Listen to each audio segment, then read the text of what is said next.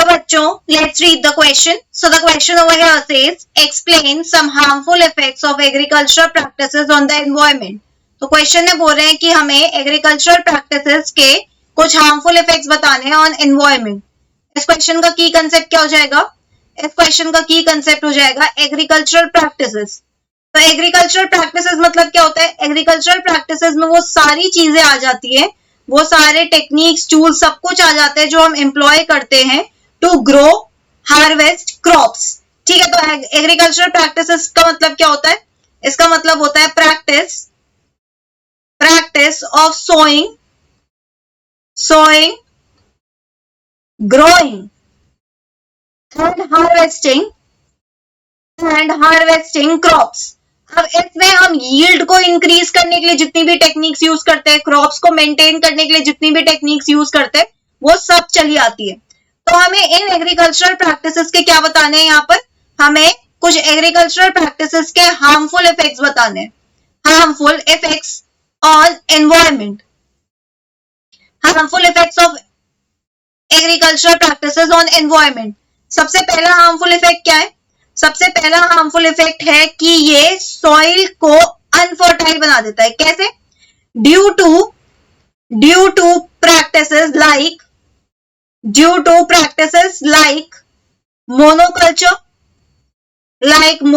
मतलब एक ही क्रॉप को ग्रो करे जा रहे. ठीक है, practices like monoculture, excessive use of chemicals like fertilizers, pesticides, etc. So excessive use of fertilizers, etc. make soil acidic. अब सॉइल अगर एसिडिक हो गया तो उसकी वजह से क्या रिपरकशंस होंगे? अगर सॉइल एसिडिक हो गया, मेक सॉइल एसिडिक, इसके क्या रिपरकशन है? इसका पहला रिपरकशन है that soil becomes unfertile.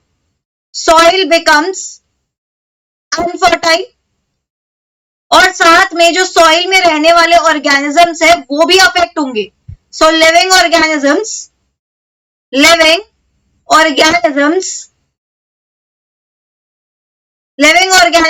In soil get affected. ठीक है, पहला हार्मफुल इफेक्ट क्या? सॉइल एसिडिक हो जाएगा, उसकी वजह से it will become unfertile and उसमें रहने वाले living organisms they will also get affected. Second harmful effect क्या है? सेकेंड हार्मफुल इफेक्ट है कि there will be decrease in crop production. Obviously अगर सॉइल अनफर्टाइल हो जाएगा, एसिडिक हो जाएगा, वहां पे लिविंग ऑर्गेनिजम्स भी नहीं होंगे जो सॉइल को बाइंड करके रखेंगे, सॉइल को प्रोटेक्ट करके रखेंगे, सॉइल को फर्टाइल बना के रखेंगे. तो there will obviously decrease in crop production and economical loss. हालांकि इकोनॉमिकल लॉस जो है ये एनवायरमेंट पे इफेक्ट नहीं डालता, या क्रॉप प्रोडक्शन जो है ये एनवायरमेंट पे कोई इफेक्ट नहीं पड़ रहा, लेकिन it is causing a loss. ठीक है, so economical loss second harmful effect ये है. थर्ड हार्मफुल इफेक्ट क्या है? क्योंकि ये सॉइल अनफर्टाइल है, it will become more prone to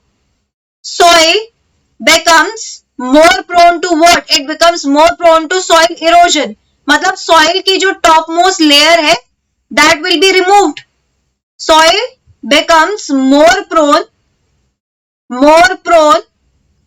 to soil erosion. और अगर ये सॉइल इरोजन के मोर प्रोन हो गया तो उसकी वजह से क्या होगा?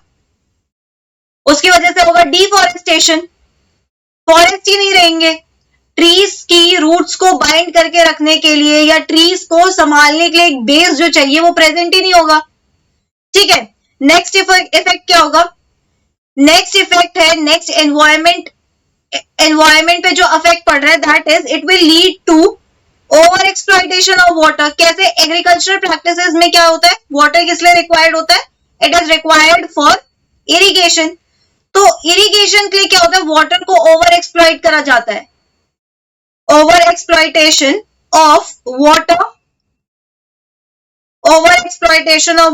For the purpose of irrigation.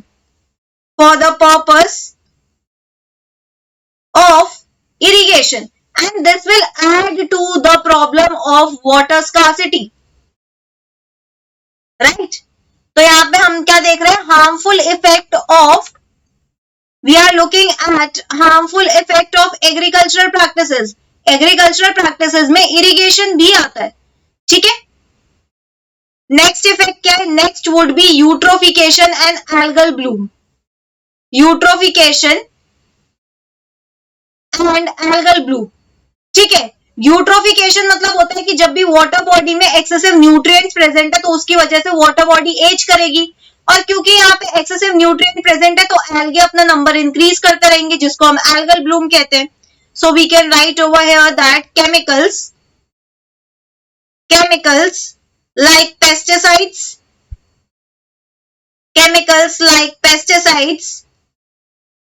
fertilizers etc. increase nutrients in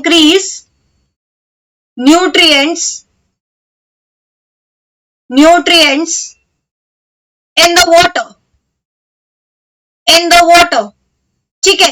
क्योंकि हम ये पेस्टिसाइड्स और फर्टिलाइजर्स को इतना यूज कर रहे हैं, ये एग्रीकल्चरल फील्ड से कहां चली जाती है, वाटर बॉडीज में चली जाती है, ठीक है। तो increase nutrients in the water bodies which causes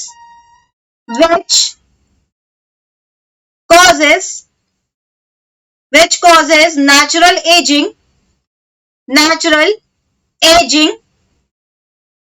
of water body।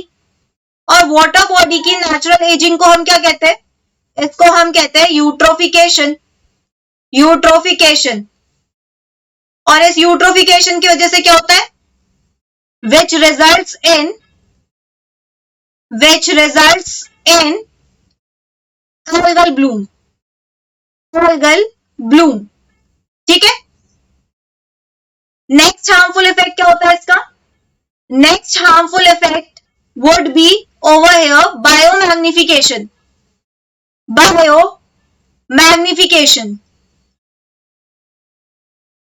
Biomagnification का मतलब क्या है, एक फूड चेन में कोई टॉक्सिक सब्सटेंस एक्यूमुलेट होता जा रहा है, मतलब उसका कंसेंट्रेशन मैग्नीफाई होता जा रहा है, उसका इफेक्ट भी मैग्नीफाई हो जाएगा, ठीक है।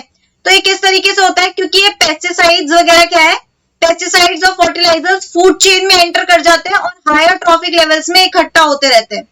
सो pesticides and fertilisers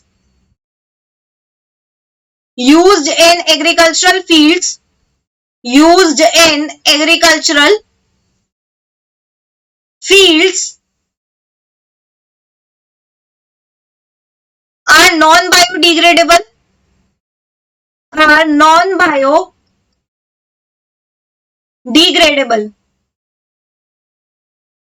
and enter into water bodies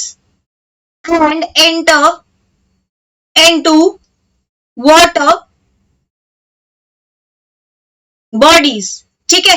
अब ये वाटर बॉडीज में एंटर कर जाते हैं, साथ में क्या करते हैं, these chemicals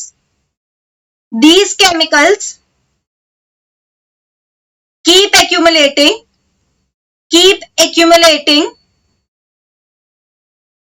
at successive trophic levels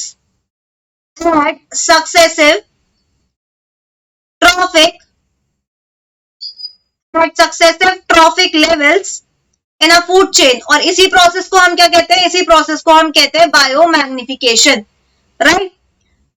So these were some harmful effects of agricultural practices. That's it for the question. Hope you understood it well. Best of luck.